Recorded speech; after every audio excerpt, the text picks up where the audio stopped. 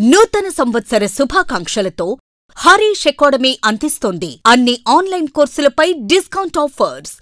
Group 2, SI, constable, GPO, JLM and JL, DL full course ఏదైనా ₹499 మాత్రమే. Course validity 6 months. ఈ offer December 29 నుండి జనవరి 5 వరకు మాత్రమే. సులభంగా జాబ్ సాధించే విధంగా లెజెండరీ ఫ్యాకల్టీచే రూపొందించబడిన standard and updated online classes. 3 లక్షల మందికి పైగా పర్చేస్ చేసిన ఆన్లైన్ క్లాసెస్. మరెందుకు ఆలస్యం? వెంటనే హరీష్ అకాడమీ యాప్ను డౌన్లోడ్ చేసుకోండి, విజయం సాధించండి. Harish the best academy. Phone 8341116915.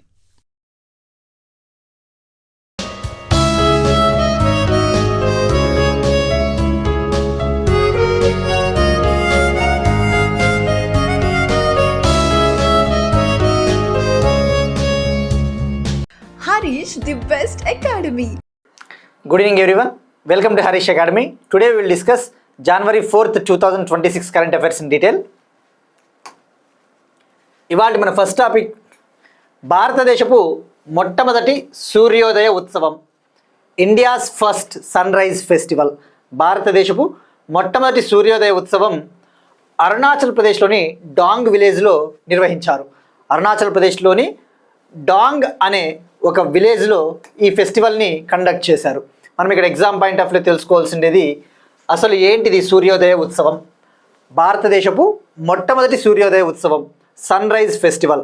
Sun rise ఇండియాలో సన్ రైజ్ని ఫస్ట్ చూసే గ్రామము అరుణాచల్ ప్రదేశ్లోని డాంగ్ అనే విలేజ్. ఇక్కడ మీరు మ్యాప్ అబ్జర్వ్ చేస్తే అరుణాచల్ ప్రదేశ్లోని అంజా అనే ఒక డిస్టిక్లో, అంజా అనే ఒక జిల్లాలో డాంగ్ అనే ఒక గ్రామం ఉంటుంది. డాంగ్ ఈ గ్రామము భారతదేశపు అత్యంత తూర్పు దిక్కున ఉన్న గ్రామము. ఇండియాస్ ఈస్టర్న్ మోస్ట్ విలేజ్ అంటే చూస్తే మీరు ఇక్కడ అబ్జర్వ్ చేస్తే భారతదేశానికి అత్యంత తూర్పు దిక్కున ఉంది ఇండియాస్ ఈస్టర్న్ మోస్ట్ విలేజ్. ఇది ఇండియాకి, చైనాకి, మ్యాన్మార్కి మధ్య బార్డర్లో ఉంటుంది విలేజ్. గుర్తుపెట్టుకోండి, ఇండియా, చైనా, మ్యాన్మార్ ఇండియాలో ఉన్న గ్రామం ఇది. సో మరి ఇక్కడ ఇప్పుడు ఈ ఫెస్టివల్ని వీళ్ళు ఎందుకు నిర్వహించారు అంటే భారతదేశంలో సూర్యకిరణాలు మొట్టమొదట చూసేది ఈ గ్రామమే, అంతే కదా, సూర్యుడు తూర్పున ఉదయిస్తాడు. సో మరి ఈ ఫెస్టివల్ని డిసెంబర్ 29 నుంచి జనవరి 2 వరకు నిర్వహించారు. డిసెంబర్ 29 నుంచి జనవరి 2 వరకు. సో ఇందులో భాగంగా అరుణాచల్ ప్రదేశ్కి సంబంధించిన వివిధ రకాల కమ్యూనిటీస్, వివిధ రకాల ప్రజలు డ్యాన్సెస్ చేస్తూ ఈ యొక్క సూర్యకిరణాలని ఆస్వాదించారు. Alo Prabhat dance of the dawn పేరిట ఈ యొక్క ఉత్సవాన్ని నిర్వహించారు. సో మనకి ఎగ్జామ్ పాయింట్ ఆఫ్ వ్యూలో తెలుసుకోవాల్సింది ఇక్కడ ఫ్యాక్ట్ ఓరియంటేషన్లో డాంగ్ విలేజ్, అరుణాచల్ ప్రదేశ్ మొట్టమొదటి సూర్యోదయ ఉత్సవం. ఇక్కడ ఎగ్జామ్ పాయింట్ ఆఫ్ వ్యూలో మనం ఇంకొకటి ఫోకస్ చేయాల్సింది, ఇక్కడ కొంతమంది కమ్యూనిటీ ప్రజలు పాల్గొన్నారు ఈ ఉత్సవంలో. మీరు చూస్తే ఆ ప్రజలు వచ్చేసి మిష్మీ కమ్యూనిటీస్, మేయోర్ కమ్యూనిటీస్. మిష్మీ అనే తెగ ప్రజలు, మేయోర్ అనే తెగ ప్రజలు. సో ఇక్కడ గుర్తుపెట్టుకోవాల్సింది మనకి జాగ్రఫీ పాయింట్ ఆఫ్ వ్యూలో వీళ్ళు ఏ రాష్ట్రానికి చెందిన వాళ్ళు అంటే అరుణాచల్ ప్రదేశ్, మిష్మీ, మేయోర్. సో ఇక్కడ మనకి జాగ్రఫీ పాయింట్ ఆఫ్ వ్యూలో ఆ ట్రైబ్స్ను కూడా మనం ఫోకస్ చేయాలి. ఇక్కడ అబ్జర్వ్ చేస్తే ఇటీవల కాలంలో ముఖ్యంగా అస్సాంలో కూడా కొంతమంది ప్రజలు ఎక్కువగా వార్తల్లో ఉన్నారు, కొన్ని కమ్యూనిటీస్. దానికి మెయిన్ రీజను ఇటీవల అస్సాం గవర్నమెంట్ అస్సాంలోని 6 కమ్యూనిటీస్కి, 6 కమ్యూనిటీలకి షెడ్యూల్డ్ ట్రైబ్ స్టేటస్ ఇవ్వాలని చెప్పేసి నిర్ణయం తీసుకునింది. అయితే అస్సాంలో దానిపైన తీవ్రంగా నిరసనలు వెల్లువెత్తుతూ ఉన్నాయి. ముఖ్యంగా అస్సాంలో గిరిజన సంస్థ, ఒక గిరిజన బాడీ, ట్రైబల్ ఆర్గనైజేషను ఈ అస్సాంలో 6 కమ్యూనిటీలకు షెడ్యూల్డ్ ట్రైబ్ స్టేటస్, గిరిజన హోదా ఇవ్వడం అనేది అది మా యొక్క రైట్స్, మా హక్కులు, మా పొలిటికల్ రైట్స్, మా రాజకీయ హక్కులకి, అలానే మా యొక్క ట్రైబల్ కల్చర్కి, మా యొక్క గిరిజన సంస్కృతికి చాలా దెబ్బ అని చెప్పేసి అక్కడ ఆందోళనలు చేస్తూ ఉన్నారు. సో ఎగ్జామ్ పాయింట్ ఆఫ్ వ్యూలో మనకి అలాంటి ట్రైబ్స్ వార్తల్లో ఉన్నప్పుడు ఆ ట్రైబ్స్ ఏవో కూడా, ఆ కమ్యూనిటీలు ఏవో కూడా తెలుసుకోవాలి. ముఖ్యంగా అస్సాంలో మనం ఆల్రెడీ ప్రీవియస్ మంత్స్ కరెంట్ అఫైర్స్లో డిస్కస్ చేసుకున్నాం, బట్ సందర్భం వచ్చింది కాబట్టి ఒకసారి తెలుసుకుంటే ఎవరైనా కొత్తగా సబ్స్క్రైబర్స్కి వాళ్ళకి కూడా వెళ్ళిపోతుంది. ఇక అస్సాం గవర్నమెంట్ 6 కమ్యూనిటీస్కి ఎస్టీ స్టేటస్ ఇవ్వాలనుకునింది. ఆ కమ్యూనిటీస్ వచ్చేసి ఒక కమ్యూనిటీ వచ్చేసి చుటియా అనే ఒక కమ్యూనిటీ, మరొకటి కోచ్ రాజ్బోంగ్షి అనే ఒక కమ్యూనిటీకి, మరొకటి మటక్ అనే ఒక కమ్యూనిటీకి, మొరాన్ అనే ఒక కమ్యూనిటీకి, అలానే తాయ్ అహోమ్ అనే ఒక కమ్యూనిటీకి. అహోమ్ డైనాసిటీ అంటే అస్సాం అని గుర్తు రావాలా, తాయ్ అహోము. అలానే టీ ట్రైబ్స్ అని చెప్పేసి ఉన్నారు. ఈ తేయాకు ప్రాంతాల్లో నివసించే వీళ్ళనే ఆదివాసీలు అని కూడా పిలుస్తారు, ఆదివాసీలు. సో ఈ 6 కమ్యూనిటీస్కి Chutia, coach రాజ్బోంగ్షి, మటక్, మొరాను, Thai అహోము, tea ట్రైబ్స్కి ST హోదా ఇవ్వాలని చెప్పేసి అస్సాం భావిస్తూ ఉంది. బట్ అది ఇంకా అండర్ కన్సిడరేషన్లో ఉంది. ఆందోళనలు వెల్లువెత్తుతూ ఉన్నాయి. ముఖ్యంగా వీళ్ళు ఏమంటున్నారంటే అస్సాంలో ఈ యొక్క ట్రైబల్ ఆర్గనైజేషన్కి ఒక బాడీ ఉంటుంది కదా, ఒక పెద్ద ఆర్గనైజేషన్, పెద్ద సంస్థ. వాళ్ళు ఏమంటున్నారంటే ఎస్టీలను గుర్తించాలి అంటే కొన్ని కండిషన్స్ ఉంటాయి, కొన్ని క్రైటీరియా ఆధారంగా, కొన్ని పారామీటర్స్ ఆధారంగా గుర్తించాలి, అంతేగాని ఇష్టానుసారం గుర్తించకూడదని చెప్పేసి చెప్తా ఉన్నారు. ముఖ్యంగా లోకూర్ కమిటీ అని చెప్పేసి ఒకటి ఉంటుంది మనకి. లోకూర్ కమిటీ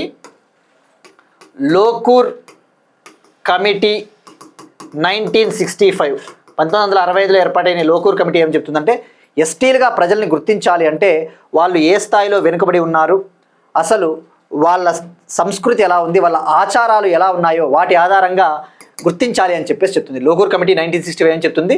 ట్రైబల్స్గా ఐడెంటిఫై చేసి రికగ్నైజ్ చేయాలి అంటే ఆ ట్రైబల్ క్యారెక్టరిస్టిక్స్, వాళ్ళ కల్చర్ ఎలా ఉంది, వాళ్ళ బ్యాక్వర్డ్నెస్ ఏ స్థాయిలో ఉంది, వాటి ఆధారంగా గుర్తించాలని చెప్పేసి చెప్తా ఉంది. మరి అస్సాం గవర్నమెంట్ ఏదైతే ఈ 6 కమ్యూనిటీలకి ఎస్టీ స్టేటస్ ఇవ్వాలి అనుకుంటా ఉందో ఆ కమిటీ ఏమని చెప్పింది అంటే ఈ 6 కమ్యూనిటీలని విభజించింది.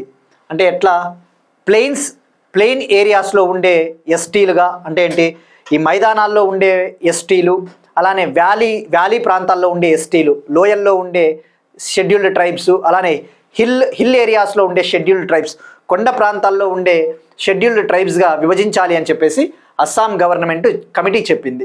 సో ఇక్కడ అదే మనకి జాగ్రఫీ పాయింట్ ఆఫ్ వ్యూ ఈ కమ్యూనిటీని గుర్తుపెట్టుకోండి.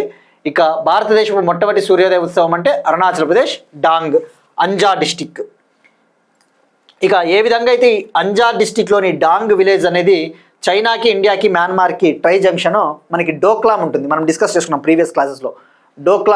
డోక్లామ్ అనేది ఇండియాకి, భూటాన్కి, చైనాకి ట్రై జంక్షన్ పాయింట్. ఇండియాకి, భూటాన్కి, చైనా అంటే టిబెట్ ప్రాంతం. టిబెట్ అనేది చైనాలో భాగం కాబట్టి వాటికి ట్రై జంక్షన్ పాయింట్ అనే విషయం గుర్తుపెట్టుకోండి.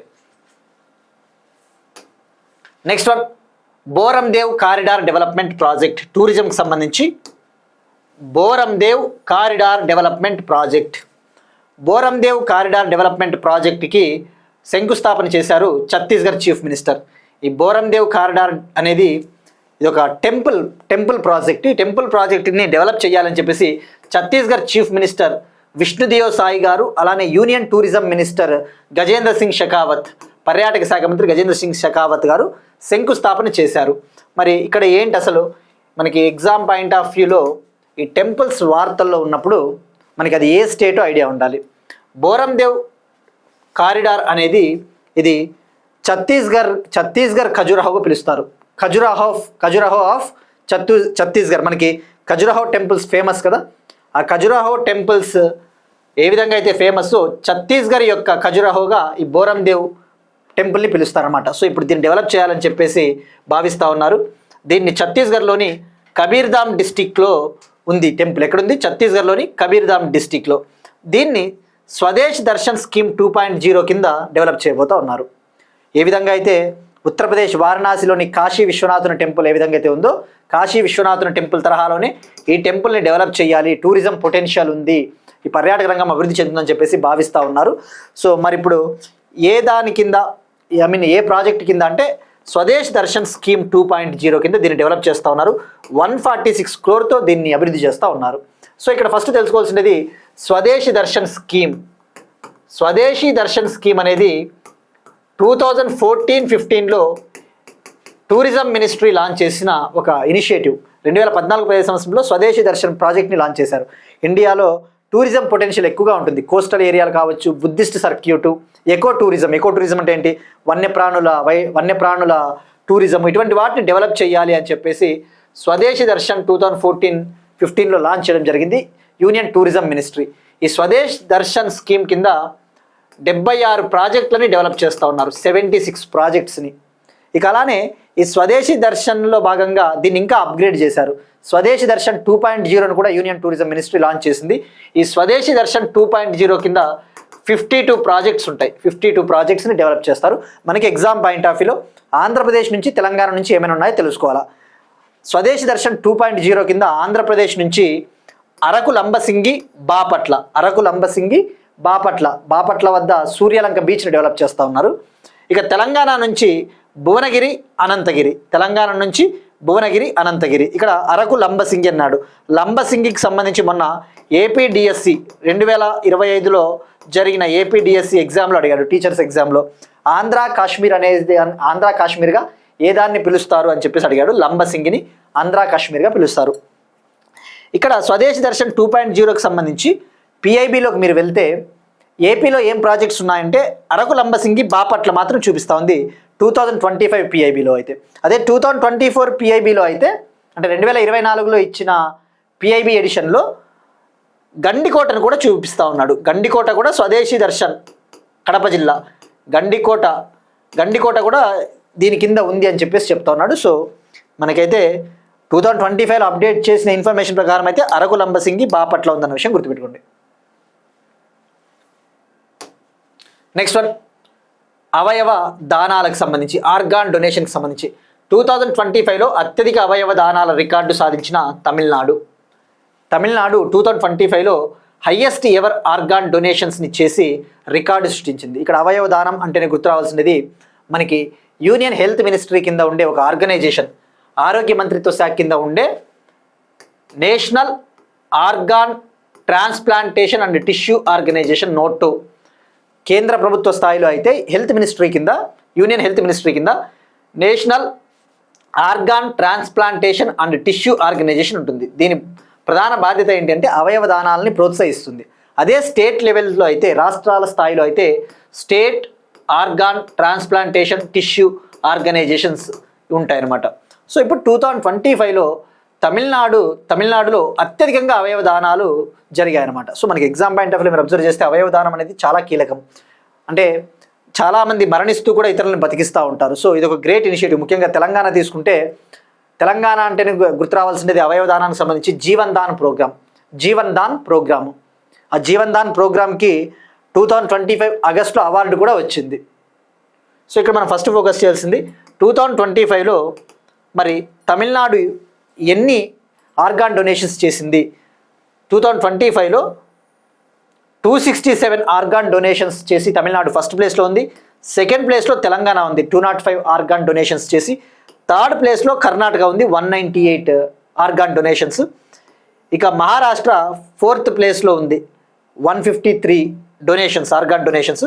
ఫిఫ్త్ ప్లేస్లో గుజరాత్ 152 డొనేషన్స్. సో ఇక్కడ ఇది డేటా ఎవరిచ్చారు అంటే మనకి హెల్త్ మినిస్ట్రీ కింద ఉండే national organ transplantation and tissue organisation.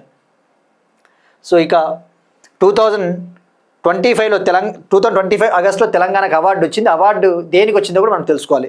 మనకి ఇండియాలో నేషనల్ ఆర్గాన్ డొనేషన్ డేగా ఎవ్రీ ఇయర్ ఆగస్ట్ 3న సెలబ్రేట్ చేసుకుంటాం. ప్రతి సంవత్సరం ఆగస్ట్ 3ని జాతీయ అవయవ దినోత్సవంగా సెలబ్రేట్ చేసుకుంటాం. ఎందుకంటే 1994లో ఆగస్ట్ 3న 1994లో ఆగస్ట్ 3న భారతదేశంలో తొలిసారిగా ఒక అవయవ దానం జరిగింది. అందుకు సెలబ్రేట్ చేసుకుంటాం. ఇక తెలంగాణకి ఏం అవార్డు వచ్చింది అంటే, తెలంగాణ 2024లో అత్యధికంగా అవయవ దాన రేటును సాధించింది. తెలంగాణ 2024లో హయ్యెస్ట్ ఆర్గాన్ డొనేషన్ రేట్ని సాధించింది.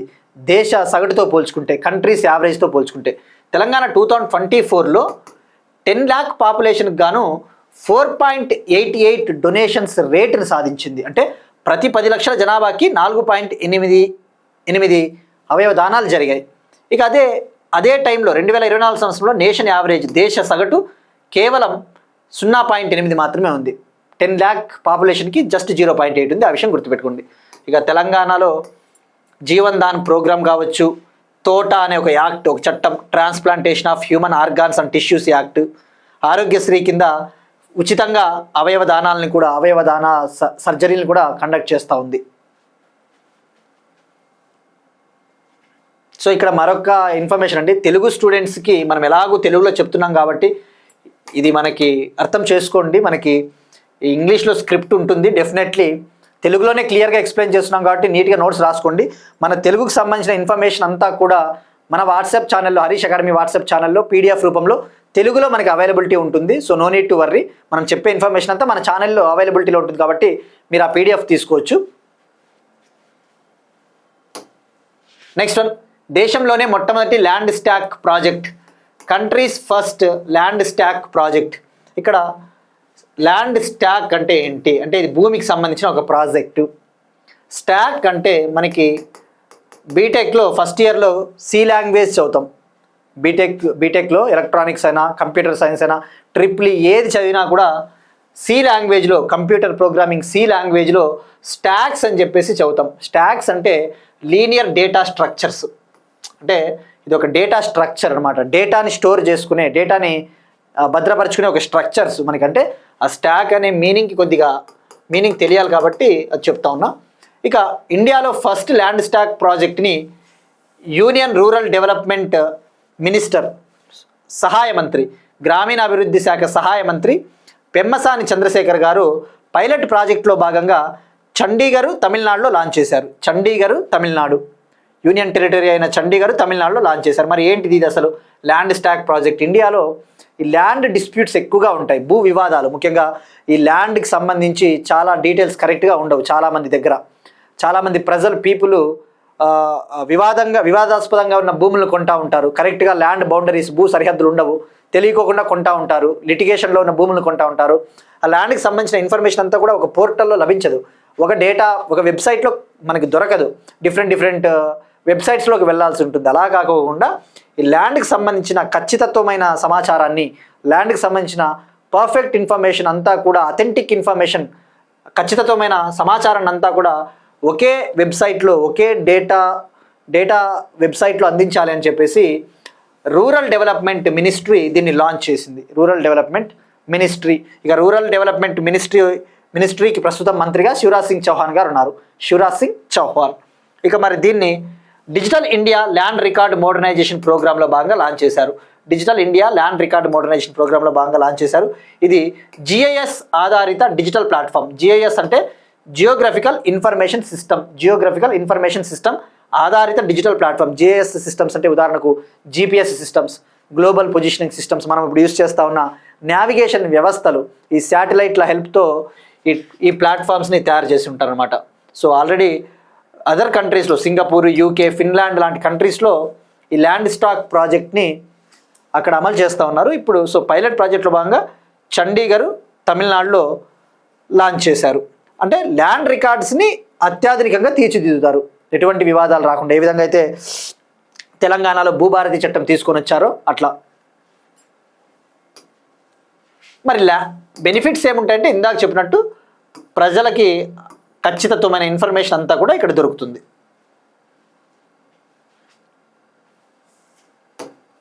నెక్స్ట్ వన్, రాజస్థాన్లోను ప్రభుత్వ పాఠశాలల్లో వార్తాపత్రికల పఠనం తప్పనిసరి. ఇటీవల మనం డిస్కస్ చేసుకున్నాం. ఉత్తరప్రదేశ్ గవర్నమెంట్ ఉత్తరప్రదేశ్ స్కూళ్ళల్లో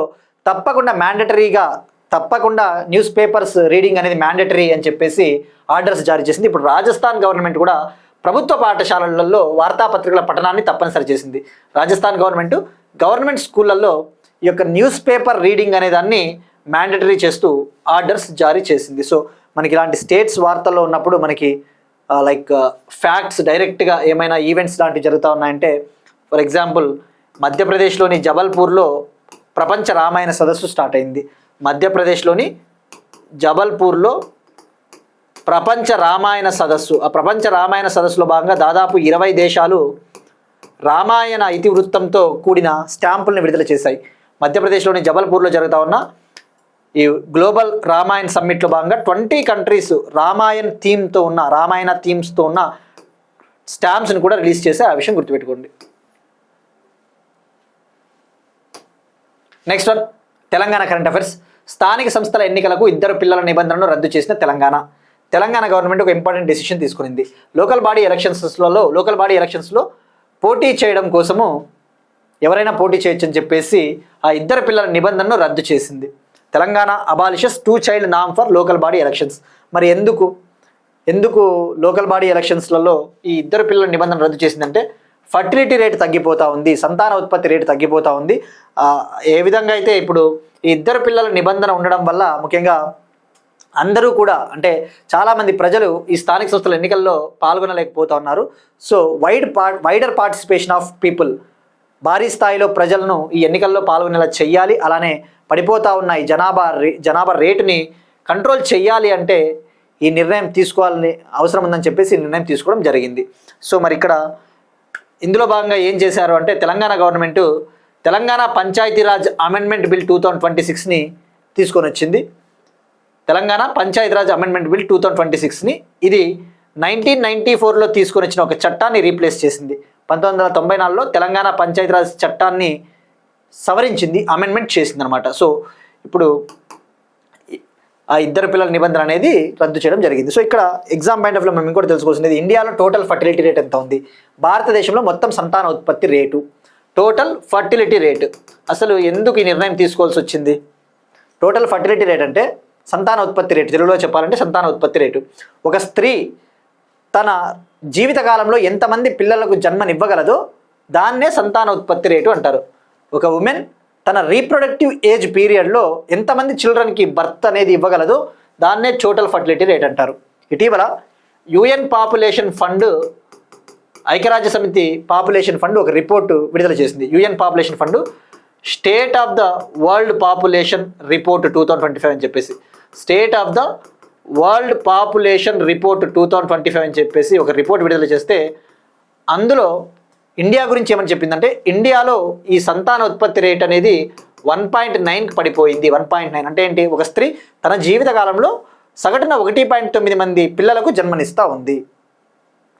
సేమ్ ఈవెన్ ఇటీవల మినిస్ట్రీ ఆఫ్ హోమ్ అఫైర్స్ కింద ఉండే officer registrar general of India, home మంత్రిత్వ శాఖ కింద ఉండే officer registrar general of India sample registration system survey రిపోర్ట్ని విడుదల చేసింది.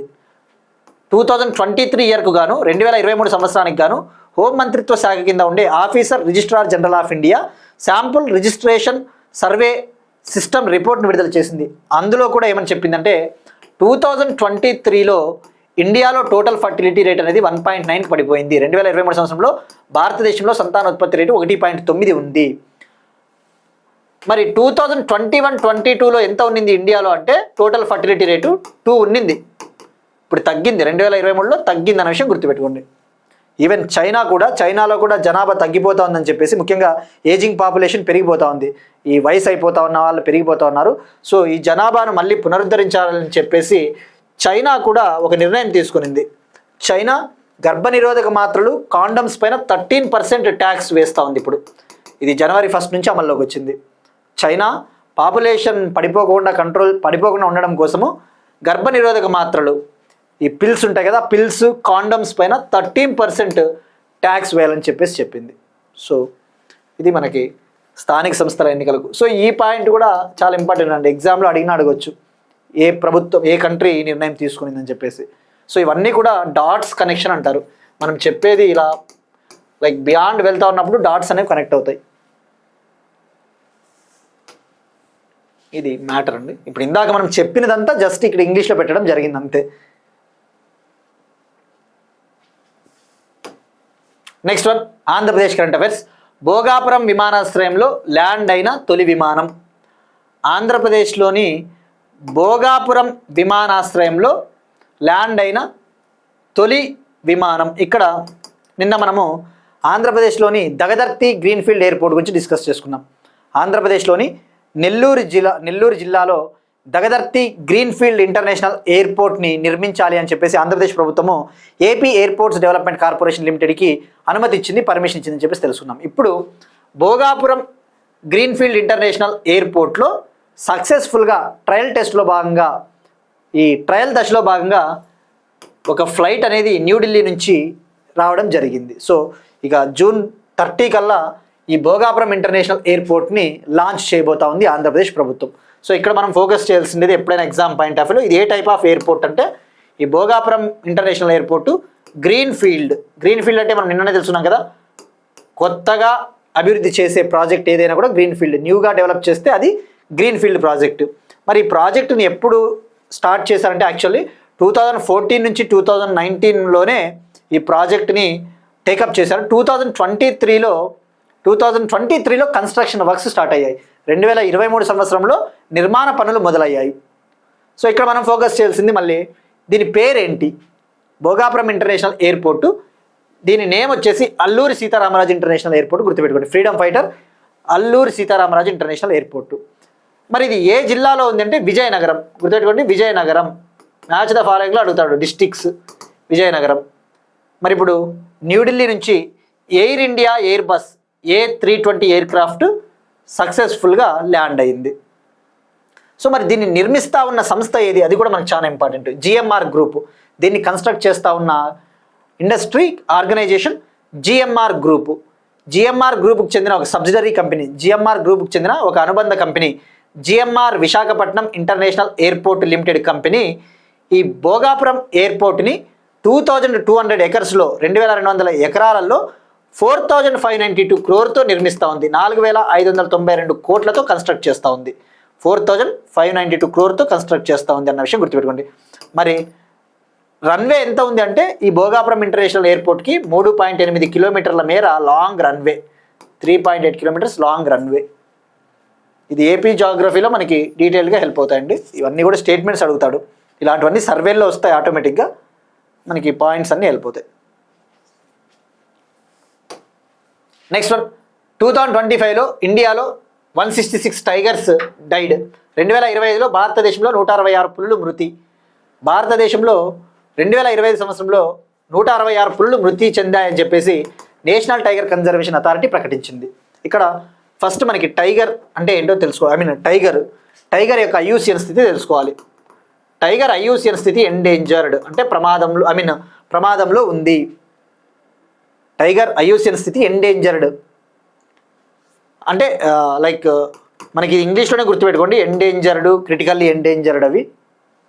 మరి దీని వైల్డ్ లైఫ్ ప్రొటెక్షన్ యాక్ట్లో ఏ షెడ్యూల్ కింద ఉందంటే schedule 1 wild life protection act 1972, wild life protection act 1972 వన్య ప్రాణుల సంరక్షణ చట్టం కింద షెడ్యూల్ 1లో ఉంది.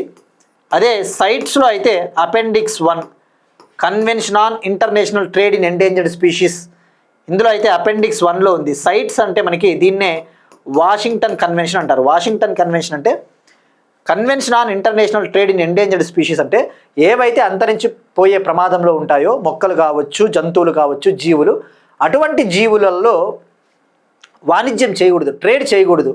ఇప్పుడు ఇది అంతరించిపోయే ప్రమాదంలో ఉంది అనుకుందాం. అంతరించిపోయే ప్రమాదంలో ఉన్నప్పుడు దీన్ని మనం ఇల్లీగల్గా వేరే కంట్రీకి ఎక్స్పోర్ట్ చేసినా, వేరే కంట్రీ నుంచి దిగుమతి చేసుకుని అది చట్టరీత్యా నేరము. సో దాన్నే convention on international trade in endangered species అంటారు. గుర్తుపెట్టుకోండి, వాషింగ్టన్ కన్వెన్షన్. మరి ఇందులో అపెండిక్స్ 1లో ఉంది. అపెండిక్స్ 1 అంటే చాలా కీలకమని అర్థము. మరి ఇప్పుడు 2025లో 166 టైగర్స్ మరణించాయి కదా, దానికంటే ముందు ఇండియాలో పులులు ఎన్ని ఉన్నాయి?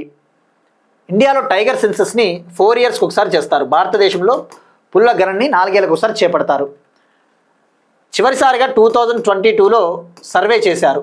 All India estimation of tigers 2022, all India estimation of tigers in India, all India estimation of tigers in India 2022 report ప్రకారం ఇండియాలో అప్రాక్సిమేట్గా 3682 టైగర్స్ ఉన్నాయి. 3682 టైగర్లు ఉన్నాయి. ఇప్పుడు 2025లో 166 పులులు మరణించాయి. మరి అత్యధికంగా మధ్యప్రదేశ్లో మరణించాయి.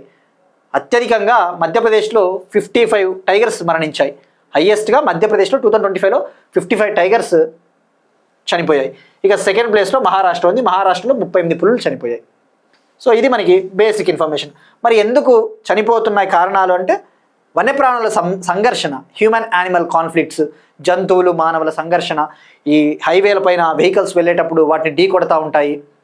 సో ఇటీవల ఆంధ్రప్రదేశ్ ప్రభుత్వం కూడా ముఖ్యంగా హ్యూమన్ యానిమల్ కాన్ఫ్లిక్ట్స్ని, ముఖ్యంగా హ్యూమన్ ఎలిఫెంట్ కాన్ఫ్లిక్ట్స్ని తగ్గించడం కోసము, ఈ ఏనుగులకి మనుషులకి మధ్య సంఘర్షణను తగ్గించడం కోసము కర్ణాటక నుంచి కుంకి ఎలిఫెంట్స్ని కూడా తీసుకొని వచ్చింది. కర్ణాటక నుంచి కుంకి ఏనుగులు. ఆ కుంకి ఏనుగులు అనేవి ట్రైన్డ్ ఎలిఫెంట్స్. అంటే ఏంటి, వాటికి శిక్షణ ఇచ్చి ఉంటారు. ఆ శిక్షణ ఇచ్చినప్పుడు ఆ కుంకి ఏనుగులు అడవి ఏనుగుల్ని సేఫ్గా అడవుల్లోకి తీసుకుని పోతాయి, ప్రజలపైన దాడి చేయకోకుండా. ప్రాజెక్ట్ హనుమాన్ అనే దాన్ని కూడా ఆంధ్రప్రదేశ్ ప్రభుత్వం లాంచ్ చేసింది. సో ఇట్లా ఈ కర్ణాటకలోని బందీపూర్ టైగర్ రిజర్వ్ తీసుకుంటే, కర్ణాటకలోని బందీపూర్ టైగర్ రిజర్వ్లో సేవ్ బందీపూర్ అని చెప్పేసి ఒక క్యాంపెయిన్ కూడా చేశారు. రాత్రిపూట్ల ఈ వెహికల్స్ని పోనీయకోకుండా చేయండి, లేదంటే ఈ ఈ పులులు ఇటువంటివన్నీ కూడా మరణిస్తాయని చెప్పేసి. సో ఈ కాంటెక్స్లో మనం తెలుసుకోవాల్సింది, టైగర్ సెన్సస్ 4 ఇయర్స్కి ఒకసారి చేస్తారు. మరి ఇక్కడ మనం ఇంకా తెలుసుకోవాల్సినది, భారతదేశంలో ఎన్ని పులులు ఉన్నాయని తెలుసుకుందాం. ప్రపంచంలో అత్యధికంగా పులులు ఉన్న దేశం కూడా ఇండియానే. World's highest tiger population is located in India. World's highest tiger population is located in India. ప్రపంచంలో ఉన్న పులులలో సుమారు 75% పులులు ఇండియాలోనే ఉన్నాయి. వరల్డ్లో ఉన్న టైగర్స్లో 75% of the tiger population is in India. ఇక ప్రాజెక్ట్ టైగర్ April 1, 1973 లాంచ్ చేశారు. అది ఒక సెంట్రల్లీ స్పాన్సర్డ్ స్కీమ్. అంటే ఏంటి, కేంద్ర ప్రాయోజిత పథకము. కేంద్ర ప్రాయోజిత పథకం అంటే ఏంటి, కేంద్ర ప్రభుత్వము నిధులు ఇస్తుంది, రాష్ట్ర ప్రభుత్వాలు కూడా నిధులు పెట్టుకోవాలి. ఇక ఇటీవల దాదాపు 3 దశాబ్దాల తర్వాత గుజరాత్ను టైగర్ స్టేట్గా NTCA గుర్తించింది. మనం డిస్కస్ చేసుకున్నాం. గుజరాత్లోని రతన్ మహల్ వైల్డ్ లైఫ్ శాంక్చురీలో దాదాపు 3 దశాబ్దాల తర్వాత పులి కనబడింది. సో ఇప్పుడు ఇండియాలో టైగరు, లయను, లెపర్డు ఉన్న ఏకైక రాష్ట్రం అంటే గుజరాత్. సో ఇది మనకి టైగర్కి సంబంధించిన ఇన్ఫర్మేషన్. సో ఇక్కడ గుర్తుపెట్టుకోండి, endangered schedule 1 wild life protection act 1972. ఇక ఓవరాల్గా ప్రపంచంలో టైగర్ రేంజ్ కంట్రీస్ ఎన్ని ఉన్నాయి, పులులు ఉన్న దేశాలు దాదాపు 13 ఉన్నాయి, టైగర్ రేంజ్ కంట్రీస్. మరి గ్లోబల్ టైగర్ డేని ఎప్పుడు సెలబ్రేట్ చేసుకుంటాం? అంతర్జాతీయ పులుల దినోత్సవాన్ని జూలై 29 ఎవ్రీ ఇయర్ జూలై 29ని గ్లోబల్ టైగర్ డేగా సెలబ్రేట్ చేసుకుంటాం. ఎందుకు సెలబ్రేట్ చేసుకుంటాం? 2010లో రష్యాలోని సెయింట్ పీటర్స్బర్గ్లో ఒక సమ్మిట్ జరిగింది. 2010లో రష్యాలోని సెయింట్ పీటర్స్బర్గ్లో ఒక సదస్సు జరిగింది. అప్పుడు ఈ నిర్ణయం తీసుకున్నారు, జూలై 29 గ్లోబల్ టైగర్ డే. ఇక ఇండియాలో టైగర్ స్టేట్గా మధ్యప్రదేశ్ని పిలుస్తారు, మధ్యప్రదేశ్ని. ఎందుకంటే మధ్యప్రదేశ్లో హైయెస్ట్ టైగర్స్ ఉంటాయి కాబట్టి, tiger state of India. So ఇది ఇన్ఫర్మేషన్ అబౌట్ టైగర్. అదే ఈ లయన్స్ సెన్సస్ని ఎన్నేళ్ళకి ఒకసారి చేస్తారంటే 5 ఏళ్ళకి ఒకసారి. భారతదేశంలో సింహాల గణన 5 ఏళ్ళకి ఒకసారి చేస్తారన్న విషయం గుర్తుపెట్టుకోండి. Next one, Suryastra. భారతదేశపు మొట్టమొదటి దీర్ఘశ్రేణి రాకెట్ లాంచర్ వ్యవస్థ.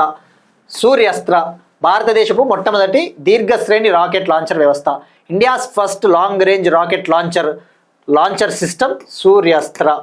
ఇక్కడ ఫస్ట్ మనము సూర్యాస్త్ర, భార్గవాస్త్ర, నాగాస్త్ర ఇటువంటి వార్తలు ఎక్కువగా ఉంటాయి. నాగాస్త్ర అంటే మనం డిస్కస్ చేసుకున్నాం కదా, సూసైడల్ డ్రోన్. దీన్నే కమికజే డ్రోన్స్ అంటారు. కమికజే డ్రోన్లు అంటే ఏంటివి అంటే సూసైడల్ డ్రోన్స్ అనమాట. ఇవి శత్రువులు నాశనం చేయగలవు. నాగాస్త్ర అట్లా మనకి ఈ అస్త్రాలు చాలా ఇంపార్టెంట్. ఈ అస్త్రం మిస్ అవ్వకూడదు. నెక్స్ట్ సూర్యాస్త్ర దీర్ఘశ్రేణి రాకెట్ లాంచర్ వ్యవస్థ. సో ఇప్పుడు సూర్యాస్త్ర పేరిట ఇండియా ఒక లాంగ్ రేంజ్ రాకెట్ లాంచర్ని డెవలప్ చేస్తూ ఉంది. ఇక్కడ మీరు చూస్తే ఈ ఇమేజ్లో ఇది ఒక ట్రక్ ఉంది. ఈ ట్రక్ పైన ఇలా రాకెట్స్ని ఏర్పాటు చేశారు. ఇక్కడ రాకెట్ అంటే శాటిలైట్లను మోసుకుని పోయే రాకెట్ కాదు. ఈ రాకెట్స్ శత్రు దేశాలకు సంబంధించిన మిస్సైల్స్ని నాశనం చేయడానికి ఉపయోగించే రాకెట్స్. ఇప్పుడు వీటిని డెవలప్ చెయ్యాలి అని చెప్పేసి, వీటిని కొనుగోలు చెయ్యాలి అని చెప్పేసి ఇండియన్ ఆర్మీ మహారాష్ట్రలోని పూణేకు చెందిన నైబ్ లిమిటెడ్ కంపెనీతో, పూణేకు చెందిన ఒక ప్రైవేట్ డిఫెన్స్ కంపెనీ నైబ్ లిమిటెడ్తో 293 crore అగ్రిమెంట్ కుదుర్చుకునింది, 293 కోట్లతో. సో వీటిని ఆ నైబ్ లిమిటెడ్ కంపెనీ నుంచి ఇండియన్ ఆర్మీ కొనుగోలు చేయబోతా ఉంది. మరి వీటిని ఏ కంట్రీ టెక్నాలజీ సహాయంతో డెవలప్ చేశారు అంటే ఇజ్రాయెల్ టెక్నాలజీ. గుర్తుపెట్టుకోండి, ఇజ్రాయెల్ దేశం అందించిన సాంకేతిక సహకారంతో వీటిని తయారు చేశారు. ఇజ్రాయెల్ ప్రొవైడ్ చేసిన టెక్నాలజీ సపోర్ట్తో వీటిని డెవలప్ చేయడం జరిగింది. సో ఇక్కడ గుర్తుపెట్టుకోండి, మెయిన్గా నైబ్ లిమిటెడ్ పూణే, ఇది ప్రైవేట్ డిఫెన్స్ కంపెనీ అన్న విషయం కూడా గుర్తుపెట్టుకోండి. అట్లా కూడా స్టేట్మెంట్లలో అడగొచ్చు వాడు. మరి దీని రేంజ్ వచ్చేసి 150 కిలోమీటర్స్ నుంచి 300 కిలోమీటర్స్, 150 కిలోమీటర్ల నుంచి 300 కిలోమీటర్లు దూసుకొని పోగలదు. సో ఎంత డీల్ అంటే 293 crore. ఇంకా కొద్దిగా వీటి గురించి కొన్ని పాయింట్లు తెలుసుకోవాలి, ఎందుకంటే ఇది భారతదేశపు మొట్టమొదటి దీర్ఘశ్రేణి రాకెట్ లాంచర్ వ్యవస్థ అన్నాడు కాబట్టి వీటి గురించి స్టేట్మెంట్లలో అడగడానికి ఛాన్సెస్ ఎక్కువగా ఉంటాయి. సో ఇజ్రాయెల్కు చెందిన ఎల్బిట్ సిస్టమ్స్ అనే కంపెనీ సహకారంతో దీన్ని డెవలప్ చేశారు. ఇక్కడ సూర్య అని పేరు ఎందుకు పెట్టారంటే, మనము ప్రస్తుతం ISRO Indian space research organization ఒక నెక్స్ట్ జనరేషన్ లాంచ్ వెహికల్ని డెవలప్ చేస్తూ ఉంది, ఒక అత్యాధునికమైన రాకెట్ని అభివృద్ధి చేస్తూ ఉంది. 2034-35 కల్లా ప్రాజెక్ట్ సూర్య పేరిట ఒక నెక్స్ట్ జనరేషన్ లాంచ్ వెహికల్ని లాంచ్ చేయాలని చెప్పేసి భావిస్తూ ఉంది. అదొక భారీ స్థాయి రాకెట్. సో అట్లా పేరు పెట్టడం జరిగింది. ఇక మరి దీని కెపాసిటీ వచ్చేసి, దీన్ని డీప్ స్ట్రైక్ మిషన్స్ కోసం ఉపయోగిస్తారంటే ఎంత డీప్గా అయినా దూసుకుని పోగలదు.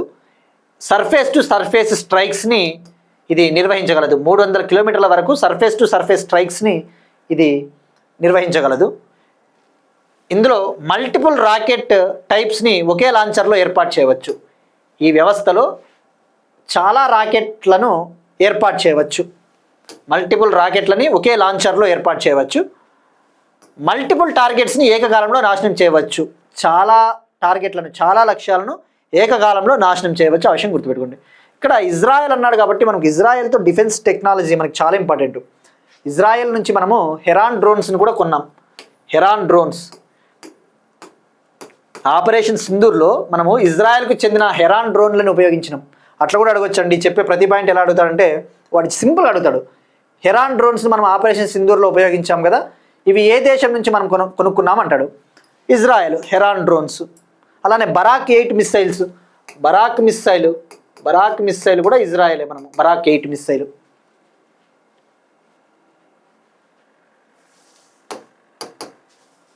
నెక్స్ట్ వన్, ఇంటర్నేషనల్ రిలేషన్స్లో భాగంగా ఆపరేషన్ అబ్జల్యూట్ రిజాల్వ్.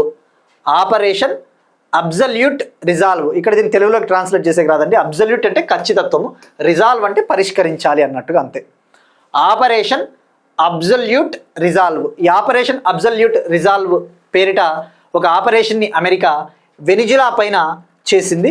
వెనిజులా పైన అటాక్ చేసి వెనిజులా ప్రెసిడెంట్ నికోలస్ మడురోని బంధించింది. సో ఇక్కడ మీరు చూస్తే అమెరికా వెనిజులా పైన భారీ స్థాయిలో అటాక్స్ చేసింది ఎస్టర్డే. సో అమెరికా ఎప్పుడు కూడా మీరు ఇటీవల మనం డిస్కస్ చేసుకున్నాం. అమెరికా ఇటీవల సిరియాలో కూడా ఆపరేషన్ హాక్-ఐ స్ట్రైక్ని లాంచ్ చేసింది. Hawkeye strike. సిరియాలో ఇస్లామిక్ తీవ్రవాదులు ఎక్కువగా ఉన్నారు అని చెప్పేసి, సిరియాలో ISIS ఇస్లామిక్ స్టేట్ టెర్రరిస్టులు ఉన్నారు, వాళ్ళని నాశనం చేయాలి అని చెప్పేసి ఆపరేషన్ హాక్-ఐ స్ట్రైక్ని సిరియా పైన లాంచ్ చేసింది. ఆ తర్వాత నైజీరియాలో బోకోహమ్ ఉగ్రవాదులు, నైజీరియా కంట్రీలో బోకోహమ్ టెర్రరిస్టులు ఉన్నారన్నమాట. ఆ బోకోహమ్ టెర్రరిస్టుల పైన కూడా అటాకులు చేస్తూ ఉంది. ఇప్పుడు వెనిజులా పైన అటాక్ చేసింది. మరి ఇక్కడ మనం జాగ్రఫీ పాయింట్ ఆఫ్ వ్యూలో వెనిజులా గురించి తెలుసుకుందాం.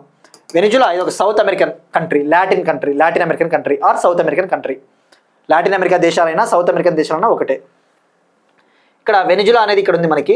ఇక్కడ కరీబియన్ సీ ఉంది, కరీబియన్ మహాసముద్రము, అట్లాంటిక్ ఓసియన్. ఈ వెనిజులాకి క్యాపిటల్ కరకస్. వెనిజులాకి రాజధాని కరకస్. ఇక్కడ చూస్తే బార్డర్ కంట్రీస్గా కొలంబియా, గయానా, సురినామే ఇవన్నీ ఉన్నాయి. ఇక్కడ పనామా ఉంది, పనామా.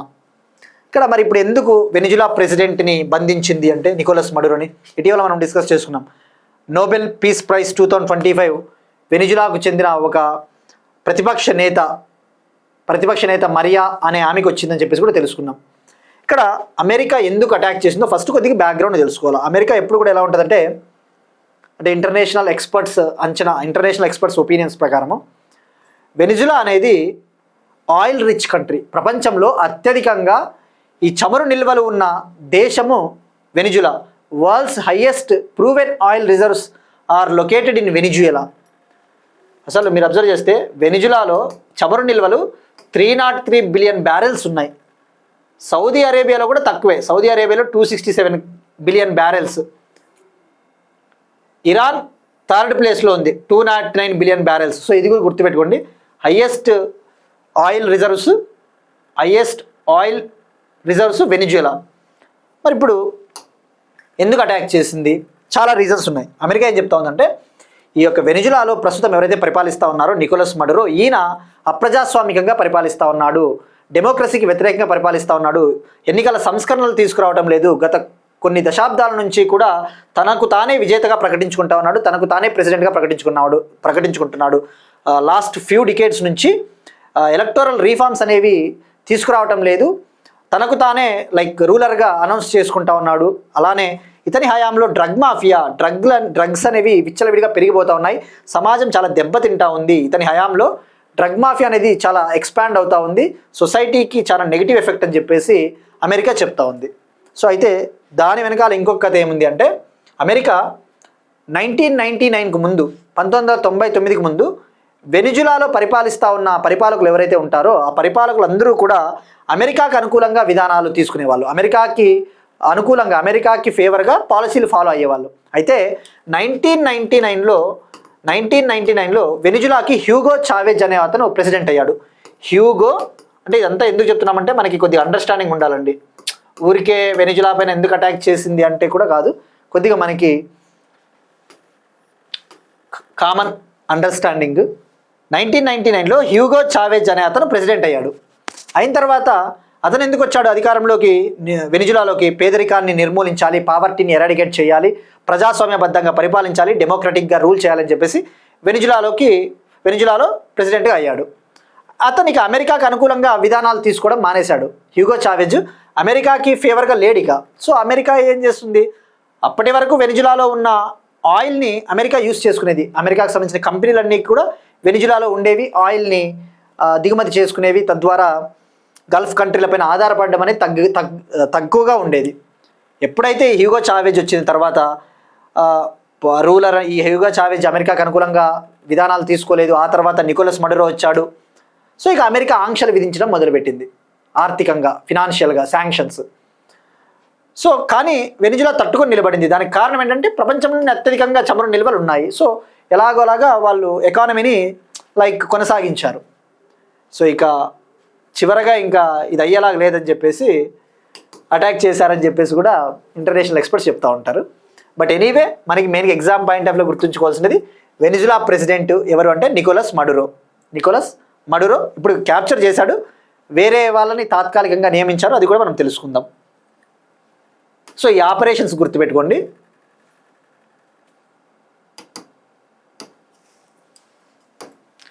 వెనిజులా తాత్కాలిక అధ్యక్షురాలిగా డెల్సీ రోడ్రిగ్జ్, వెనిజులాకి ఇప్పుడు ప్రెసిడెంట్ని క్యాప్చర్ చేశారు కాబట్టి వెనిజులాకి తాత్కాలిక ప్రెసిడెంట్గా, టెంపరరీ ప్రెసిడెంట్గా ప్రస్తుతం వైస్ ప్రెసిడెంట్గా ఉన్న డెల్సీ రోడ్రిగ్జ్ అనే ఒక ఉమెన్ని, అనే మహిళని వెనిజులా సుప్రీంకోర్టు నియమించింది. ఆ విషయం గుర్తుపెట్టుకోండి.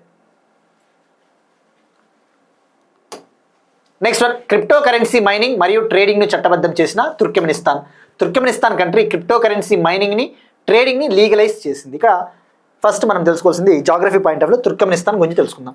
తుర్క్మెనిస్తాన్ ఒక central Asian country. Turkmenistan capital Ashgabat. ఇక్కడ మీరు అబ్జర్వ్ చేస్తే ఇది క్యాస్పియన్ సీకి బార్డర్గా ఉంది. Caspian sea, Turkmenistan border, Ashgabat. ఇది గ్యాస్ డిపెండెంట్ ఎకానమీ, అంటే ఎక్కువగా ఈ సెంట్రల్ ఏషియాలో గ్యాస్ నిల్వలు ఎక్కువగా ఉంటాయి. సో గ్యాస్ ఆధారిత ఎకానమీ. ఇప్పుడు తుర్క్మెనిస్తాన్ క్రిప్టో కరెన్సీ మైనింగ్ని, ట్రేడింగ్ని లీగలైజ్ చేసింది. సో ఇక్కడ మనం ఫస్ట్ తెలుసుకోవాల్సినది క్రిప్టో కరెన్సీ అంటే ఏంటి, క్రిప్టో కరెన్సీ మైనింగ్ అంటే ఏంటి, ఒక ఫ్యూ పాయింట్స్ తెలుసుకోవాలి, తర్వాత ఆ టాపిక్ వద్దాం. క్రిప్టో కరెన్సీ అనేది ఒక డిజిటల్ కరెన్సీ, ఎలక్ట్రానిక్ కరెన్సీ. దీన్ని ఎక్కువగా ఇప్పుడు మీరు అబ్జర్వ్ చేస్తే ఈ క్రిప్టో కరెన్సీలలో ఎక్కువగా పెట్టుబడులు పెడతా ఉంటారు, ఇన్వెస్ట్మెంట్స్. మరి దీన్ని ఎలా తయారు చేస్తారు, ఎలా ఉత్పత్తి చేస్తారు అంటే ఎలక్ట్రానిక్ వ్యవస్థలను ఉపయోగించి, కంప్యూటర్స్ని ఉపయోగించి వీటిని తయారు చేస్తారు, ఎలక్ట్రానికల్గా తయారు చేస్తారు. వీటిలో పెట్టుబడులు పెడతా ఉంటారు, వీటిలో ట్రేడింగ్ కూడా చేస్తూ ఉంటారు. మరి ఫీచర్స్, లక్షణాలు తీసుకోవాలా. వీటిలో పెట్టుబడులు పెట్టడం అంటే చాలా రిస్క్. ఇవి volatile, crypto currencies are volatile. ఇవి ధరలు ఎప్పుడు ఎట్లుంటాయో తెలియదు. ఈ పొద్దున్న రేట్లు రేపు ఉండవు, ఈ పొద్దున్న రేట్లు రేపు ఉండవు, రేపున్న రేట్లు ఈ పొద్దు ఉండవు. So volatile currency, volatile. అలానే నాన్ ఫియట్ కరెన్సీ అని చెప్పవచ్చు. నాన్ ఫియట్ కరెన్సీ అంటే, ఫియట్ కరెన్సీ అంటే ఇప్పుడు మనకి సెంట్రల్ బ్యాంకులు విడుదల చేసే కరెన్సీలు అనేవి ఫియట్ కరెన్సీ అంటారు. ఫియట్ అంటే లీగల్ కరెన్సీ, ఫియట్ అంటే లీగల్ కరెన్సీ, చట్టబద్ధమైనవి. కానీ ఇది నాన్ ఫియట్. సో వోలటైల్ అంటే ప్రైజెస్ ఎప్పుడు ఎట్లా ఉంటాయో తెలియదు. మరి ఉదాహరణలు ఏమున్నాయి? బిట్ కాయిన్, మనకి ఫేమస్ క్రిప్టో కరెన్సీ అంటే బిట్ కాయిన్, ఎథిరియం అనేసి ఒకటి ఉంటుంది. బిట్ కాయిన్ ఎక్కువగా 2009లో పాపులర్ అయింది. 2009లో జపాన్కు చెందిన ఒక పర్సన్ దీన్ని తీసుకొని వచ్చాడు, బిట్ కాయిన్. మరి వీటిని మిస్యూజ్ కూడా చేస్తూ ఉంటారు. ముఖ్యంగా కొన్ని ఇల్లీగల్ యాక్టివిటీస్ కూడా క్రిప్టో కరెన్సీని ఉపయోగిస్తూ ఉంటారు. సో మరి ఇండియా విషయానికి వస్తే క్రిప్టో కరెన్సీలని భారత ప్రభుత్వము, ముఖ్యంగా రిజర్వ్ బ్యాంక్ ఆఫ్ ఇండియా వీటిని నిషేధించలేదు. అలా అని చెప్పి వీటిలో పెట్టుబడుల్ని ప్రోత్సహించదు. రిజర్వ్ బ్యాంక్ ఆఫ్ ఇండియా ఈ క్రిప్టో కరెన్సీని బ్యాన్ చేయలేదు, అలాగని చెప్పేసి ఇన్వెస్ట్మెంట్ని ఎంకరేజ్ చేయదు. సో ఇది మరి ఇండియన్ గవర్నమెంట్, ముఖ్యంగా ఆర్బీఐ ఈ క్రిప్టో కరెన్సీకి ఆల్టర్నేటివ్గా ఒక వర్చువల్ కరెన్సీని కూడా లాంచ్ చేసింది, central bank digital currency, CBDC, central bank digital currency. So ఇప్పుడు క్రిప్టో కరెన్సీల విషయానికి వస్తే మే 2025లో భూటాన్ గవర్నమెంట్ ఒక కీలకమైన నిర్ణయం తీసుకుంది. భూటాన్కి ఎవరైతే పర్యాటక రంగానికి వెళ్తారో, భూటాన్లో ఈ యొక్క టూరిస్ట్ ప్లేసెస్ని చూడడానికి వెళ్తారో, ఆ టూరిస్ట్ ప్లేసెస్ చూసిన తర్వాత పేమెంట్స్ని క్రిప్టో కరెన్సీలో చేయొచ్చు అని చెప్పేసి భూటాన్ నిర్ణయం తీసుకునింది. తద్వారా ప్రపంచంలో మొదటిసారిగా ఈ టూరిస్ట్ పేమెంట్స్ని, ఈ టూరిజం పేమెంట్లని క్రిప్టో కరెన్సీల్లో చెల్లించవచ్చు అని నిర్ణయం తీసుకున్న దేశం Bhutan. Bhutan is the first country in the world to adopt crypto currency based payment for tourism sector. Bhutan is the first country in the world to adopt crypto based currency for tourism related payments. ఇక అలానే భూటాన్ ఈ crypto currency mining కోసం green ఎనర్జీని కూడా ఉపయోగిస్తోంది. ఇప్పుడు మనం crypto currency గురించి తెలుసుకున్నాం. క్రిప్టో మైనింగ్ అంటే ఏంటి? మైనింగ్ అంటే ఏంటి? మనకి జనరల్గా మైనింగ్ అంటే ఏంటి? వెలికితీత, గనుల తవ్వకము. మరి ఇప్పుడు బిట్ కాయిన్స్ని తయారు చేయాలి అంటే మనకి కంప్యూటర్స్ అవసరము.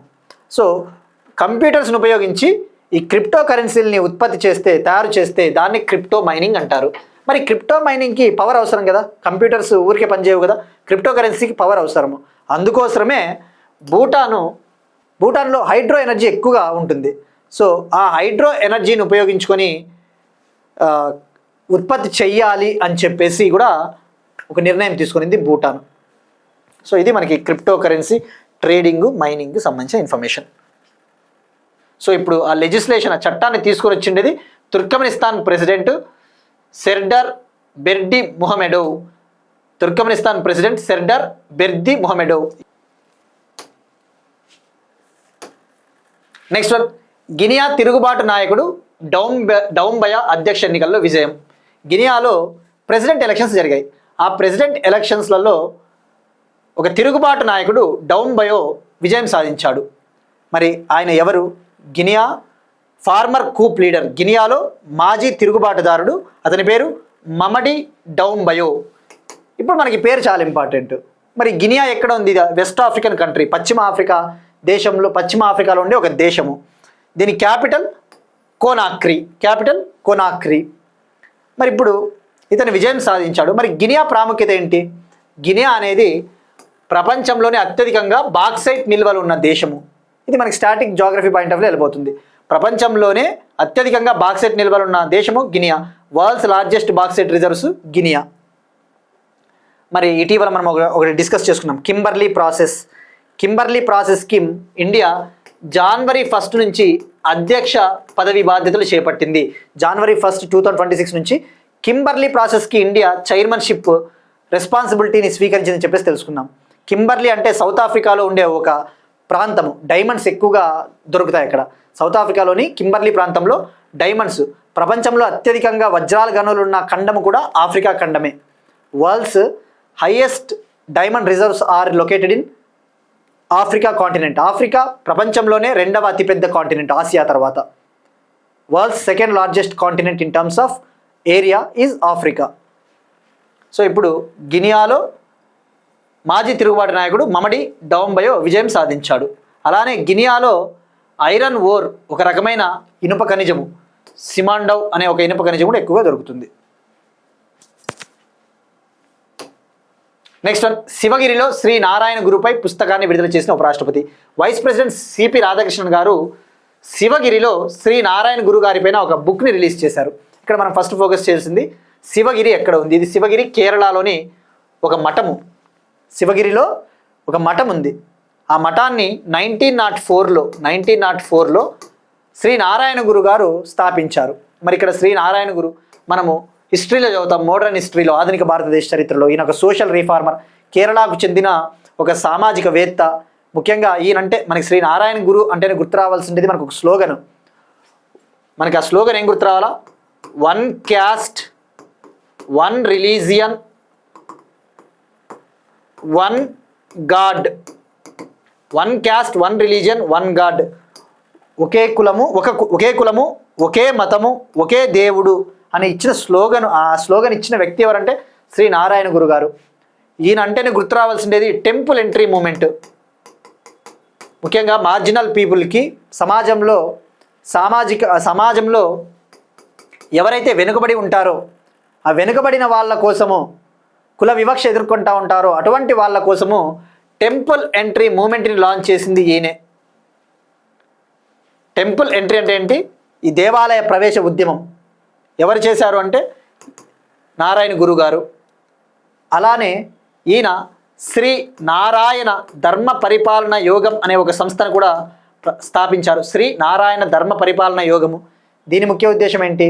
ముఖ్యంగా ఈ యొక్క వెనుకబడిన వాళ్ళ కోసము, వాళ్ళని సామాజికంగా వాళ్ళని పైకి తీసుకురావాలి అని చెప్పేసి శ్రీ నారాయణ ధర్మ పరిపాలన యోగము.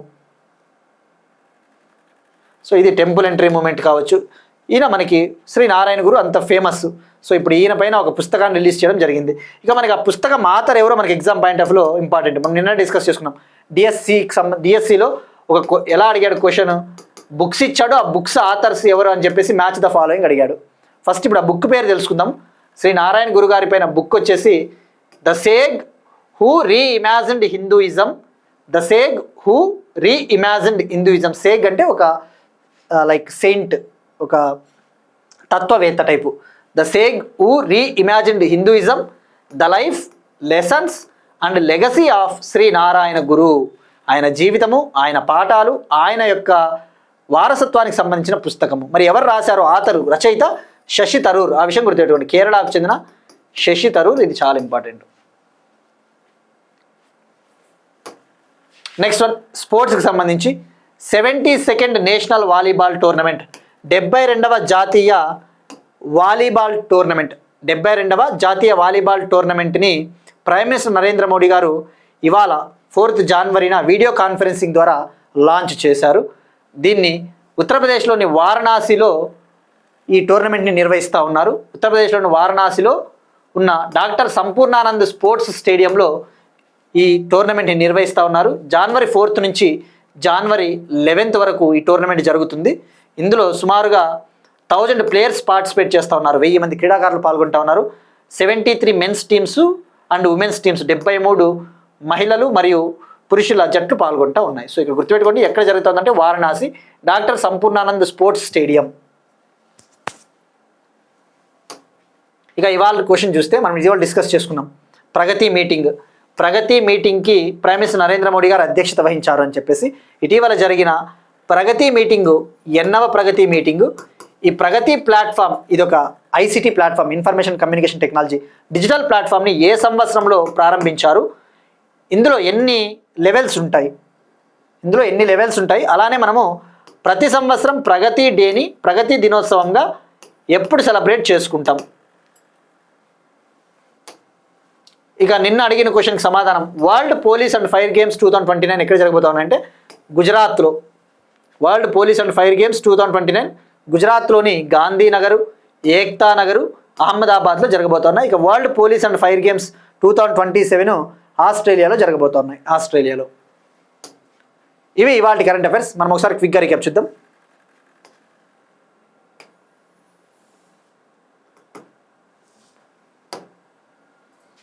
భారతదేశపు మొట్టమొదటి సూర్యోదయ ఉత్సవం బోరందేవ్ కారిడార్ డెవలప్మెంట్ ప్రాజెక్ట్, ఛత్తీస్గఢ్. 2025లో అత్యధిక అవయవ దానాల రికార్డు సాధించిన Tamil Nadu. National organ donation day August 3. దేశంలోనే మొట్టమొదటి ల్యాండ్ స్టాక్ ప్రాజెక్టును పైలట్ ప్రాజెక్టులో భాగంగా లాంచ్ చేశారు. ఎక్కడ అంటే చండీగఢ్, తమిళనాడు. రాజస్థాన్లోని ప్రభుత్వ పాఠశాలల్లో వార్తాపత్రికల పఠనం తప్పనిసరి. ప్రపంచ రామాయణ సదస్సు మధ్యప్రదేశ్ జబల్పూర్. స్థానిక సంస్థల ఎన్నికలకు 2 పిల్లల నిబంధనను రద్దు చేసిన Telangana.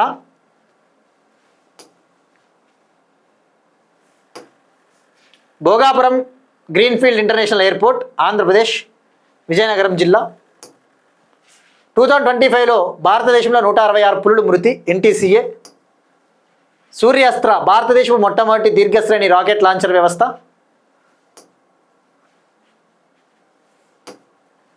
Operation absolute resolve America.